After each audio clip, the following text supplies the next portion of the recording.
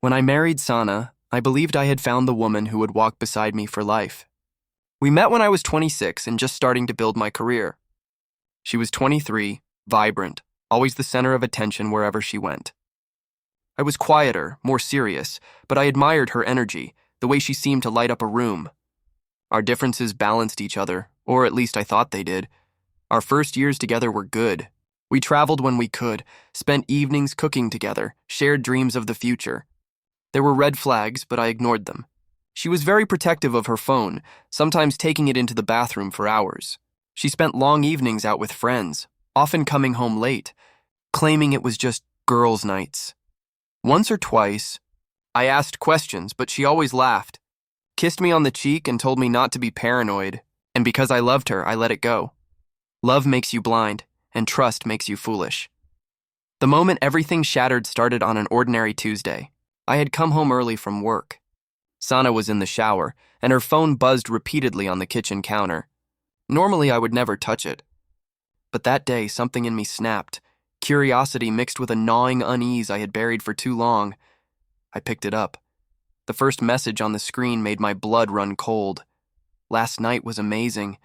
When can we do it again? I scrolled further. Dozens of texts stretched back weeks. Explicit descriptions, affectionate nicknames, jokes about me, about how clueless I was, how easy it was to sneak around. I felt my stomach twist, rage and heartbreak colliding in my chest. By the time she stepped out of the shower, I was sitting at the table with her phone in my hands. She stopped in her tracks. The towel slipped slightly as she froze, her face turning pale. "What's this?" I asked, my voice low, shaking. She stammered, reaching for the phone. It was nothing. Just a mistake. Please don't make it bigger than it is. A mistake. That's what she called it. I laughed bitterly, though the sound felt more like choking. A mistake? Forgetting to pay a bill is a mistake. Locking your keys in the car is a mistake. I waved the phone, it wasn't a mistake. This was a choice. Every text, every meeting, every touch, you chose it. She began crying, swearing it was only once, that it didn't mean anything, that she still loved me. But the messages told another story. It hadn't been once. It had been dozens of times. She had planned, lied, and mocked me behind my back. Something inside me shut off. I didn't scream, I didn't hit, I didn't beg. I simply packed a small bag, walked out of the house, and went straight to my parents. For days, she bombarded me with calls and texts. She showed up at my door crying, begging. To everyone else, she said it was a misunderstanding, that she had made a small mistake. She wanted to sweep months of betrayal under a rug, as if it were nothing. Her family got involved. Her mother called me, urging me to be reasonable. Her father told me no marriage was perfect, that men forgive worse all the time. They all treated her betrayal like a minor scratch on a car, something you could buff out and pretend never happened, but I couldn't unsee those words on her phone. I couldn't erase the image of my wife in another man's arms while I sat at work, thinking she was loyal. So I went to a lawyer. The divorce process was brutal. Sana fought hard, not because she wanted me back, but because she wanted control. She cried in front of the mediator, claiming I was cold, that I had abandoned her over a small mistake. She painted herself as the victim. But I had proof. I had the texts, the timestamps, the pictures she had sent him. When my lawyer presented them, even she fell silent. Her family's tone changed quickly. Her father stopped calling. Her mother's pleas became half-hearted.